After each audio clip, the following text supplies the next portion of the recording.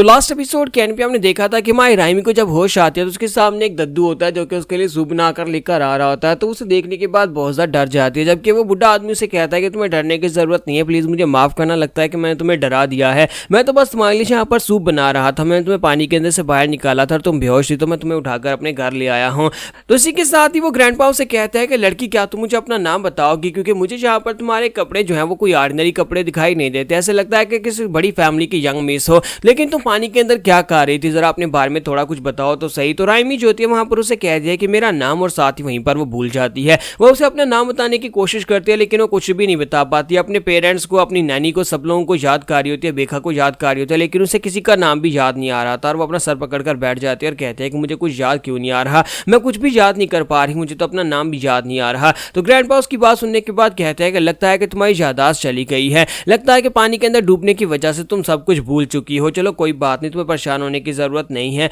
और इसी के साथ ही वो उसे कहते हैं कि चलो खैर कोई बात नहीं, अब यहाँ पर घबराने की जरूरत नहीं है जबकि तुम मेरे साथ हो। तो राइमी कहती है लेकिन मैं यहाँ पर कुछ भी याद नहीं कर पा रही, मुझे कुछ भी याद नहीं आ रहा, मुझे यहाँ पर कुछ कैसे याद आएगा, मुझे वापस अपनी फैमिली के पास जाना होगा। तो ग्रैंडपा उसे कहते हैं कि ये तो वाकई में काफी बड़ी प्रॉब्लम हो जाएगी, अगर तुम यहाँ पर कुछ भी भूल चुकी हो तो फिर उसे वापस से याद करना काफी ज्यादा मुश्किल हो सकता है। मैं यहाँ पर सिर्फ और सिर्फ तुम्हारे जख्मों को हील कर रहा था, तो उस वक्त मुझे तुम्हारे पास एक चीज मिली थी और वो कहता है कि मैं उसे लेकर आता हूँ। और वो जल्दी से भागते हुए जाते हैं तो उन्होंने साइड के ऊपर उसके गले के अंदर से नेकलेस उतारा था, तो वो साथ ही नेकलेस को उतारकर उसके पास लेकर आते हैं और उसे कहता है कि बच्ची ये नेकलेस तुमने अपने गले में पहन रखा था, मुझे लगता है कि ये बहुत ज़्यादा खास नेकलेस है और तुम्हें शायद इसको देखने के बाद कुछ याद आ जाए, तो चलो इस नेकलेस को जल्दी से अपने पास रख लो और इसे पहन लो। तो हमारी राइमी जो होती है उस नेकलेस को अपने हाथ में लेकर खड़ी होती है और कहती है कि आपका बहुत बहुत शुक्रिया मेरा ट्रीटमेंट करने के लिए, लेकिन इस नेकलेस को भी देखने के बाद मुझे कुछ भी याद नहीं आ रहा, मुझे नहीं याद आ रहा कि यह नेकलेस किसने दिया था और क्यों था। तो ग्रैंडफादर उसे कहते हैं कि हाँ मुझे लगता ही है कि तुम यहाँ पर काफ़ी कुछ भूल चुकी हो और तुम्हारी मेमोरीज को दोबारा याद करवाने के लिए यहाँ पर तुम्हें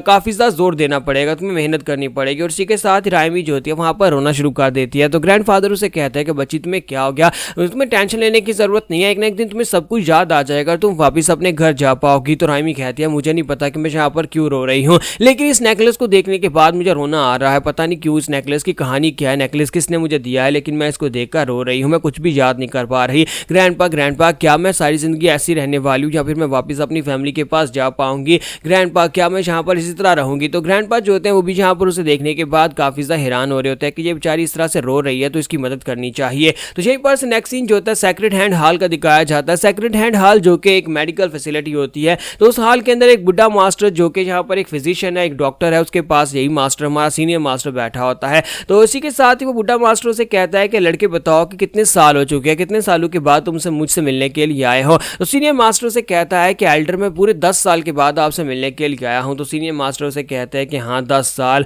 देखो तो जरा 10 साल कैसे गुजर गए हैं, तो क्या तुमने यहाँ पर ब्रेक थ्रू कर लिया, मुझे तो लगा था कि तुम यहाँ पर ब्रेक थ्रू कर लोगे या फिर तुम यहाँ पर मेरे मरने के बाद ही मुझसे मिलने के लिए वापस आने वाले हो, लेकिन देखो तो जरा यहाँ पर तुम बिल्कुल वैसे के वैसे ही हो, मेरी हालत देखो, मैं बुढ़ा हो गया, मेरे बाल सफेद हो गए, लेकिन तुम तो आज भी बिल्कुल वैसे के वैसे ही दिखाई देते हो। तो इसी के साथ ही वो सीनियर मास्टर से कहता है कि हाँ आपके मेडिकल स्किल्स बहुत ज़्यादा इंप्रेसिव हैं, ये सब कुछ आप ही की वजह से तो हो पाया है, आप ही ने तो यहाँ पर मुझे कुछ खास मेडिसिन दी थी और अब यहाँ पर मैं अपना बीमार डिसाइपल आपके पास लेकर आया हूँ ताकि आप उसका इलाज कर सके, मैंने आपके जो स्किल्स हैं वो इतने खास है कि आप मर्दे के अंदर भी जान डाल देते हैं। तो एल्डर उसे कहता है कि देखो तो जरा तुम यहाँ पर मेरी किस तरह से तारीफें कर रहे हो। तो वो एल्डर उसे कहता है कि बच्चे तुम्हें क्या लगता है कि इस वक्त मेरी एज कितनी होगी, मैं अपने ग्रेट ग्रैंड चिल्ड्रंस को भी देख चुका हूँ, यानी कि अपने पोतू के पोतू को भी देख चुका हूँ, मेरी उम्र इतनी ज्यादा हो चुकी है और फाइनली मुझे लगा था कि मैं मरने वाला हूँ और उस वक्त तुम यहाँ पर आ गए। मेरी एक सिर्फ और सिर्फ आखिरी एक ग्रैंड चिल्ड्रन बची है जो कि यहाँ पर मेरे पास अकेली रहती है और मैं यहाँ पर उसके बारे में सोच ही रहा था कि उसका क्या करूँ और फाइनली तुम यहाँ पर मेरे पास आ गए हो। लगता है कि किस्मत के कुछ अपने प्लान्स हैं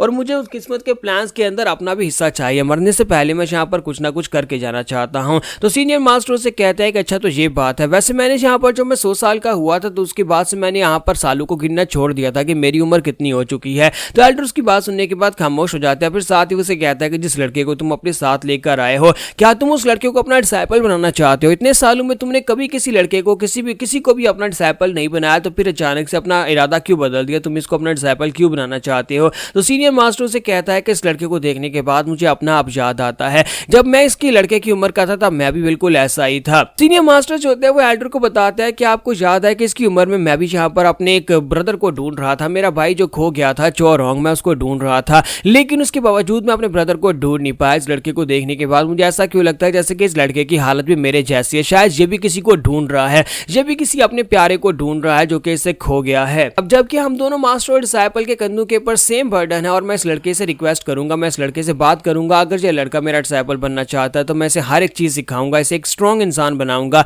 लेकिन अगर ये नहीं सीखना चाहता, जाना चाहता है तो ये जा सकता है, मैं इसके ऊपर जोर नहीं डालने वाला। हमारा बेका जो होता है वहीं पर अंदर वाले कमरे में होता है तो उसे भी होश आ जाती है, वो भी उठकर खड़ा हो जाता है, जबकि हमारे मास्टर जो होते हैं बाहर वहां पर बात कर रहे होते हैं कि मैं इस लड़के को हर एक चीज सिखाऊंगा, जो चीज मुझे आती है, जो मार्शल आर्ट्स मुझे आती है वो सारी की सारी मैं इसे सिखाने वाला हूँ। तो एल्डर उसकी बात सुनने के बाद सोच रहे होते हैं कि इस वक्त हमारी हीवन के अंदर ग्रेटेस्ट इंसान अगर यहाँ पर इस लड़के को अपना डिसाइपल बनाता है और उसे अपनी सारी की सारी टेक्निक सिखाता है तो फिर तो यह लड़का एक दिन यहाँ पर इसी की तरह एक बहुत ही महान मास्टर बनने वाला है। मैं भी यहाँ पर इस सिचुएशन से फायदा उठा सकता हूँ। तो इसी के साथ ही हमारा बेका जो होता है वो अंदर से बाहर निकल आता है, आने के बाद उनसे पूछता है कि मैं कहाँ पर हूँ, ये कौन सी जगह है, और साथ ही बेका को वहाँ पर सांस चढ़ा होता है क्योंकि वो बेचारा काफी बुरी हालत में जख्मी था। तो जब वो बाहर निकल कर आता है तो एल्डर उससे कहता है कि शुक्र है कि तुम्हें होश आ गई है, इस वक्त तुम सेकंड हैंड हाल में हो, तुम्हारा इलाज किया जा रहा है, ये मास्टर तुम्हें अपने साथ यहाँ पर लेकर आए थे ताकि तुम्हारा इलाज करवाया जा सके और मैं यहाँ पर तुम्हारा इलाज करने वाला डॉक्टर हूँ। तुम्हारा बेका जो होता है सीनियर की तरफ देखता और कहता है ये तो वही बंदा है जो कि जंगल में जड़ी बूटियां काट रहा था, क्या इस बंदे ने यहाँ पर मुझे बचाया है?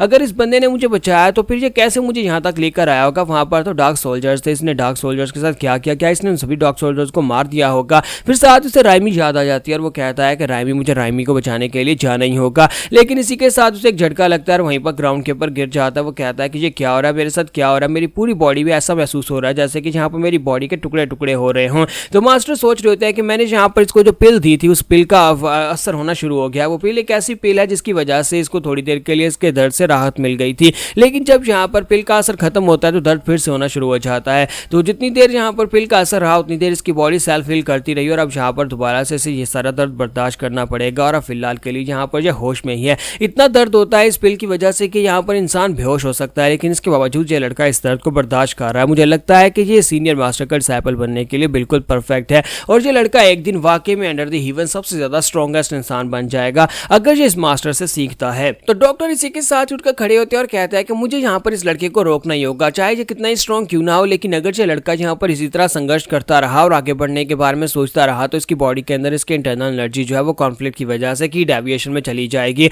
और ये लड़का जो अपने आप को नुकसान पहुंचा लेगा। लेकिन इसी के साथ ही सीनियर मास्टर खुद उठकर खड़ा होता है, हमारे बेका के पास चला जाता है और बेका जो होता है वो वहां से बाहर जाने की कोशिश कर रहा था ताकि वो जाकर राइमिंग को बचा सके। वो भी वहां पर उसी नदी की तरफ जाना चाहता है, लेकिन इसी के साथ सीनियर मास्टर से कहते हैं कि मुझे लगता है कि तुम उस लड़की के पीछे जाना चाहते हो उस लड़की को बचाने के लिए, लेकिन क्या तुम्हें लगता है कि तुम उस लड़की को ढूंढने के बाद भी उसे बचा पाओगे? क्योंकि तुम उस जगह से बड़ी मुश्किल से जिंदा बचकर निकले हो जहां पर वो गवर्नमेंट ऑफिसर्स थे। उन गवर्नमेंट ऑफिसर से बचना तुम्हारे बस की बात नहीं थी और करंट स्ट्रेंथ के साथ अगर तुम अभी जहां पर से जाते हो तो तुम खुद भी वहां पर मारे जाओगे और वो लड़की भी मारी जाएगी। अगर वो लड़की जिंदा भी है तब भी तुम वहां पर जाने के बाद मारे जाओगे। क्या तुम वाकई में उस लड़की के पीछे जाना चाहते हो? तो यहाँ पर हमारी एपिसोड 44 का एंड होगा और नेक्स्ट एपिसोड में देखेंगे हमारा बेका क्या फैसला करेगा, क्या वो राइमी के पीछे जाएगा या फिर यहाँ पर रुककर मार्शल आर्ट सीखना चाहता है।